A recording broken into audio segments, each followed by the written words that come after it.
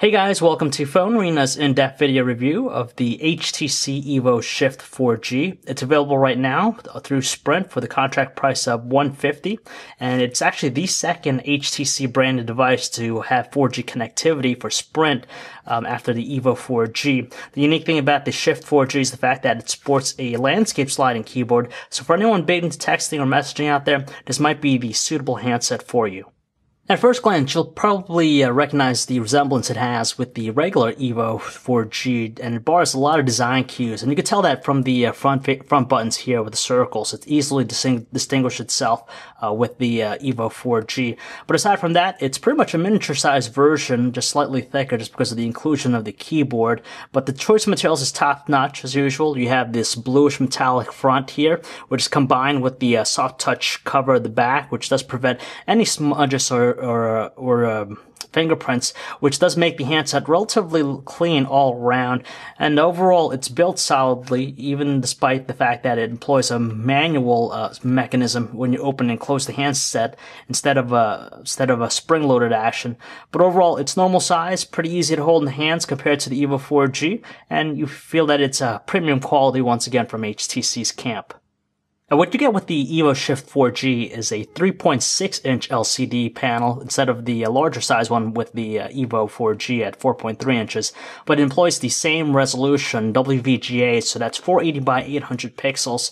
When you combine that with its size, it offers great pixel density, so even the tiniest of text is very easy to make out. You're not going to have any problems whatsoever, and it's pretty sharp looking for the most part, but it still retains the same 65,000 color support with the EVO 4G, so it might be a little bit on the slim side, but it still nonetheless looks really nice. Colors are pretty decent.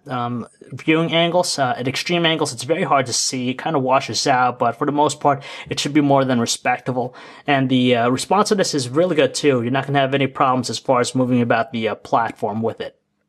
As we mentioned already, below the touchscreen, you have the touch-sensitive buttons. There's 4 different ones. You got the home, menu, back, and search. Luckily, though, there's space far enough from the bottom, so if you're using it in landscape, you're not going to have any accidental presses as you're holding the device. On the left side of the phone, you simply find the micro USB port for charging, and you have the volume rocker here. It's pretty nice in size and offers a really nice clicky feel when you press down on it. And on top of the phone, you have the 3.5mm headset jack, and you have the dedicated power button. We're not particularly too fond of the power button, just because it's kind of angled, and it's placed towards the rear and recessed, so it's kind of difficult to make out with the finger. Finally, on the back, you'll have the 5-megapixel autofocus camera, you have the LED flash, you have the notch here for the speaker. Removing the back cover, it's a little bit harder than other handsets, but you just simply pry it off. It gives you access to the battery, but in order to get access to the micro SD card, you have to remove the battery and lift it up. You're going to be required to manually open up the handset just because it lacks a spring-loaded mechanism. So once you get to its open position, it kind of snaps into place and it reveals the 4-row QWERTY keyboard. It's a little bit, the buttons are a little bit more flat when you compare it to things like the one found on the T-Mobile G2. But for the most part, we're very happy with the overall shape and usability of the keyboard. Buttons are evenly spaced from one another, average in size. They offer a pretty decent tactile response when you press down on them. On top of that, you have a directional pad here at the bottom right, which comes in handy when you're navigating around. And overall, we didn't have too much of a problem as far as speed typing away. Powering the HTC EVO Shift 4G is none other than an 800 MHz Qualcomm MSM7630 processor with 512 MB of RAM and 2 GB of ROM. So even though it might not support the same 1 GHz processor found on the original EVO 4G, it still translates to a rich experience, very fluid and smooth, and as you can tell, this moving about the home screen is very responsive. When you open up the application drawer, the kinetic scrolling is very fluid, so it's not going to matter in terms of speed, it still does an excellent job.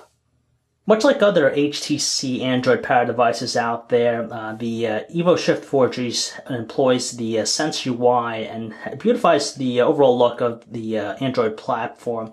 There's a lot of neat and useful widgets that are offered directly on the home screen, so you don't have to run dedicated applications, such as the friend stream, which is nice for social networking, just because you'll be able to, it aggregates a bunch of different content directly in one spot. And on top of that, you can post stuff to Facebook and even Twitter simultaneously. The other thing about this latest version of Sense is the fact that it supports also scenes, which is basically a preset, theme that you could set to quickly jump from one theme to another. So if you're at work, you could set one for work. If you're at home, you could set one for home, and it just changes the look and layout of the home screen interface. Again, there's a lot of useful widgets, and it just makes for a great, fantastic experience. And you have all the other stuff with Android, such as live wallpapers. Naturally, you'll find the best messaging experience by using the physical keyboard, but if you just rather would use the on-screen ones, the Sense keyboard does a respectable job just because it offers a lot of stuff directly from the main layout here without having to go to additional functionality by pressing the bottom right button here to get to like the numbers. As you tell, even the top row, it employs some of the numbers, so you can just do a long press and it'll automatically put in the number for you. It's very responsive and really quick, so you're not going to have any problems. Our only issue is the fact that it's a little bit smaller due to the smaller size screen, but when you tilt it to landscape, it's going to offer you a little bit more space, so it's easier on the fingers for you.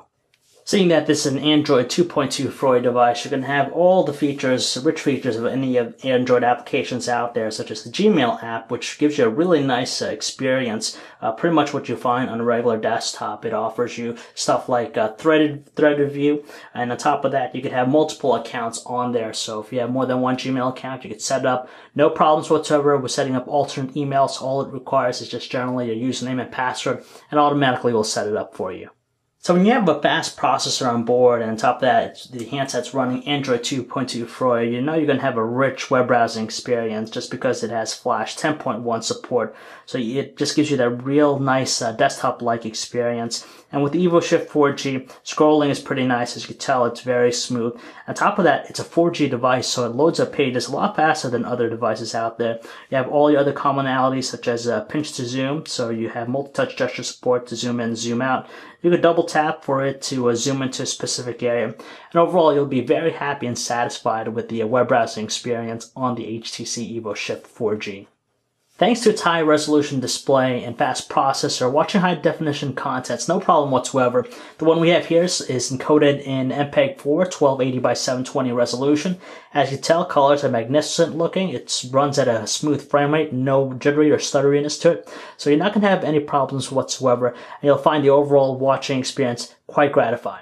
When it comes to taking photos with the EVO Shift 4G, the thing that we like about it is the fact there's a bunch of different settings you could enable when you're taking shots. For example, you could change the exposure, you could even change the contrast, saturation, sharpness, and there's even a list of different effects that you could use to make your photo stand out a little bit differently. But unfortunately, the 5-megapixel autofocus camera fails to take any stunning photos. In fact, in outdoor conditions, it has a tendency to be a little bit more underexposed than anything else. Details are very slim, and on top of that, when you're taking shots indoors or in low lighting conditions, it has a tendency to be a little bit more blurry just because of a slower shutter speed. Now, even though the EVO Shift 4G has the ability to shoot in 720p, it's not necessarily the best quality out there. It's a little bit very slim on details. On top of that, it seems to be a fixed focus. It doesn't offer a continuous autofocus, so sometimes it can look a little bit fuzzy. Luckily, though, it does shoot at a capture rate of 29 frames per second, so at least the visuals are pretty smooth. But unfortunately, the audio recording is pretty terrible, to tell you the truth. It just seems like it's a little bit more muffled and distorted than anything else.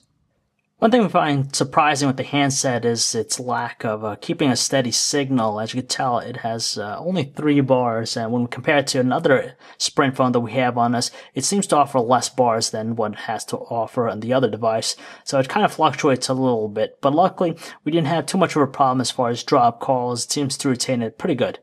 We're very happy with the battery life on the HTC EVO Shift 4G. We managed to get out a solid single day on normal usage with the handset before it required a charge.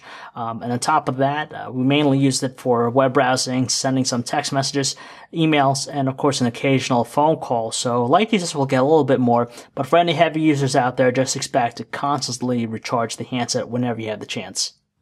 There's plenty to like about the HTC EVO Shift 4G. It exudes a high level of performance in various aspects, and since that's an HTC product, we're very satisfied with the overall results in terms of quality hardware. It offers the functionality and use and flexibility of the physical keyboard, obviously, so messengers will definitely like that fact. And thanks to the rich platform experience, you're not going to have any problems using the handset, and you're overly going to be satisfied.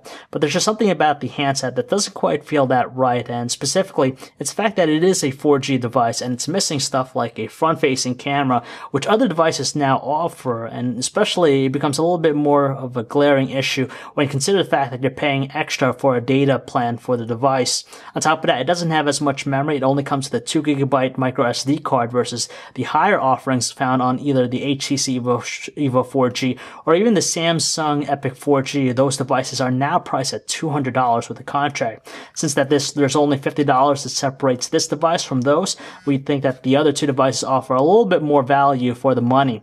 But still, the HTC EVO Shift 4G is a respectable device on its own.